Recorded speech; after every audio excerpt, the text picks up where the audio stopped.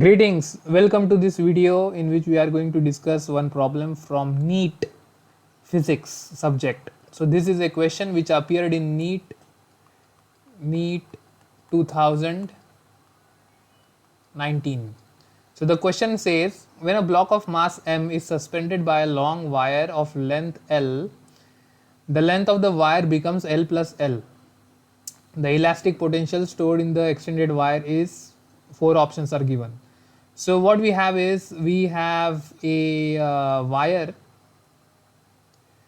which has length L, and when a mass is hung, length increases. That is to say, after hanging the mass, the length is a little longer now.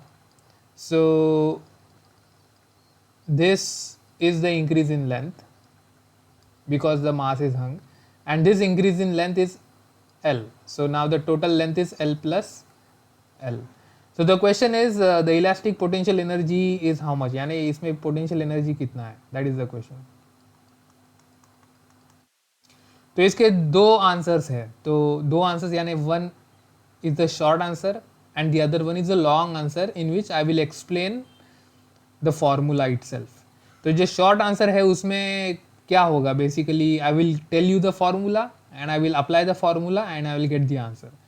तो formula है कि अगर कोई wire है उसको load apply करके, जब load apply किया है तो जो एक्सटेंशन होता है, एक्सटेंशन वो पोटेंशियल एनर्जी से कैसे रिलेटेड है. तो ये है पोटेंशियल एनर्जी. तो फॉर्मूला है कि potential energy is equal to half into load into extension.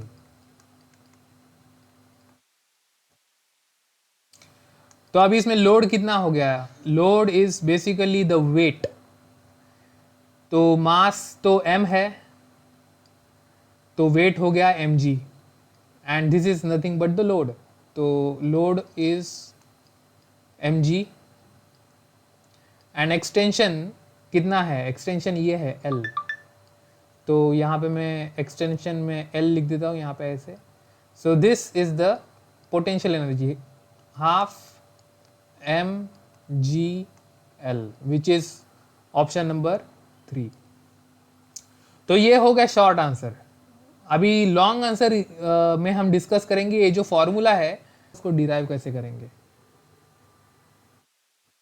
तो let us begin the derivation of this formula. Pe is equal to half into load into extension. तो formula derive करने के लिए हमें सबसे पहले रिकॉल करना पड़ेगा कि जो पोटेंशियल एनर्जी है वो बेसिकली वायर के अंदर किस वजह से आ रही है. वो इस वजह से आ रही है कि वायर पे लोड वर्क कर रहा है. तो it is like applying an external force to some extent. यानी अगर आपके पास मान लो आपके पास एक रबर बैंड है और एक रबर बैंड का एक एंड आपने ऐसे ऊपर बांध दिया और दूसरा एंड फ्री है. तो अगर इस रबर बैंड को अगर आपको स्ट्रेच करना है तो आपको इस डायरेक्शन में अप्लाई करना पड़ेगा फोर्स. तो ये फोर्स जब आप अप्लाई करोगे तो बेसिकली आप क्या करोगे, आप वर्क करोगे, यू विल डू वर्क. तो फोर्स अप्लाई करने के बाद जो भी मतलब रबर बैंड का लेंथ बढ़ेगा, उस एक्सटेंडेड रबर बैंड में पोटेंशियल एनर्जी स्टोर्ड है और वो पोटेंशियल एनर्जी स्टोर हुई क्योंकि आपने वर्क किया. तो जितना भी आपने वर्क किया है उस वर्क की वजह से आपने एनर्जी स्पेंड किया है, और वो जो एनर्जी स्पेंड हुई है वो गई किधर, वो गायब नहीं होगी. तो वो जो एनर्जी है वो इस वायर में, सॉरी रबर बैंड में स्टोर हो जाती है पोटेंशियल एनर्जी के तौर पर. तो बेसिकली जो वर्क डन है वो पूरा का पूरा पोटेंशियल एनर्जी के रूप में स्टोर हो जाता है. So speaking of potential energy is same as speaking of work done. So basically we have to find the work done. Work done कितना है आपने को फाइंड करना है. सो अगर हमें वर्क डन कितना है फाइंड करना है तो सबसे पहले हम रिकॉल करेंगे वर्क की डेफिनेशन क्या है. वर्क की डेफिनेशन है force into displacement scalar product. ये है वर्क की कंप्लीट डेफिनेशन. अभी ये जो डॉट प्रोडक्ट है वो बेसिकली इसको हम ऐसे लिख सकते हैं एफ एस कॉस थीटा, और फोर्स और डिस्प्लेसमेंट की डायरेक्शन सेम है तो थीटा 0 हो गया, तो कॉस थीटा 1 हो गया, तो W is equal to F S. अभी प्रॉब्लम यहाँ पे आती है कि ये जो वर्क है, सॉरी ये जो फोर्स है वो खुद एस पे डिपेंड करता है, एस पे डिपेंड करता है। यानी कि जैसे जैसे आप रबर बैंड को स्ट्रेच करते जाओगे वैसे वैसे जो फोर्स रिक्वायर्ड रहेगी वो खुद चेंज हो रही है।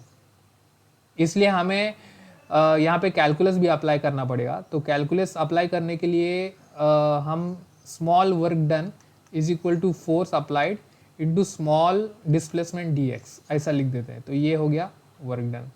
तो मैं फिर से एक बार समझा लेता हूँ कि ये हमने क्यों लिखा, ये वाला इक्वेशन क्यों लिखा। ये वाला इक्वेशन इसलिए लिखा क्योंकि अभी देखो ये मान लो रबर बैंड है, इसको मैंने फोर्स अप्लाई किया, एफ फोर्स अप्लाई किया तो ये स्ट्रेच हो गया बाय सम अमाउंट एल, ठीक है। तो अभी फर्दर बाय सेम अमाउंट अगर मुझे स्ट्रेच करना है तो कोई कहेगा उतना ही फोर्स अप्लाई करना पड़ेगा एफ, लेकिन वैसा नहीं है। तो अगर force directly proportional to extension है तो अगर मुझे आगे जाके और एक एल से एक्सटेंड करना है तो मुझे इस पोजीशन पर 2f फोर्स अप्लाई करना पड़ेगा, और उसके भी आगे अगर मुझे सेम लेंथ से अगर मुझे एक्सटेंड करना है एल तो इस छोर पर मुझे 3f फोर्स अप्लाई करना पड़ेगा। तो देखो जितना एक्सटेंशन है, एक्सटेंशन सेम है एल एल एल, लेकिन फोर्स हर एक टाइम पे चेंज हो रहा है। तो यहाँ पे फोर्स F लग रहा है, यहाँ पे 2F लग रहा है, यहाँ पे 3F लग रहा है। क्यों? क्योंकि F खुद x पे डिपेंड करता है। तो अगर F x पे डिपेंड करता है तो मैंने ये जो L लिखा है वो तो एक्सप्लेन करने के लिए लिखा है। ये L कितना छोटा हो सकता है, ये L कितना भी इनफाइनेटेसिमली स्मॉल हो सकता है, ये कितना भी छोटा हो सकता है, it can be very very small, infinitesimally small, it can be very very small, और infinitesimally small को ही हम लिखते हैं dx।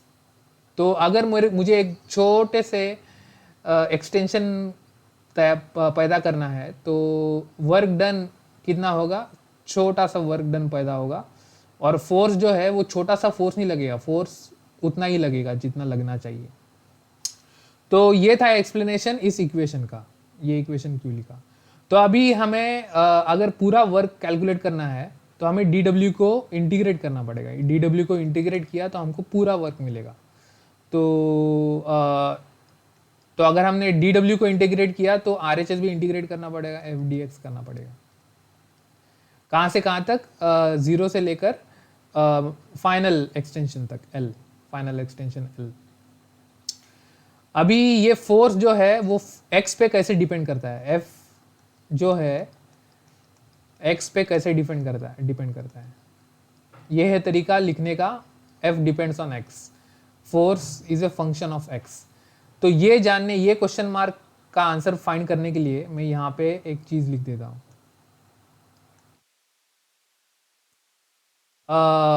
Force stress by strain, ये है stress divided by strain is equal to Young's modulus. तो F by A into L by X हो गया यंग्स मॉड्यूलस। तो F हो गया YA upon L into X, और ये सब कांस्टेंट है, and this is the function we are looking for. F as a function of x is equal to YA divided by L into x। ये पूरा bracket का जो चीज़ है वो कांस्टेंट है। सो A is constant, area of cross section is constant, original length is constant, और material का Young's modulus constant है। अभी कोई पूछ सकता है कि area of cross section constant कैसे? तो यहाँ पे हम मानेंगे कि area of cross section constant है, वरना ये बहुत एडवांस फिजिक्स हो जाएगा। हम एडवांस फिजिक्स नहीं पढ़ रहे हैं, हम थोड़ा फाउंडेशनल फिजिक्स पढ़ रहे हैं। So this is the function of force as a function of x. तो इस चीज़ को हम यहाँ पे प्लग इन कर देते हैं।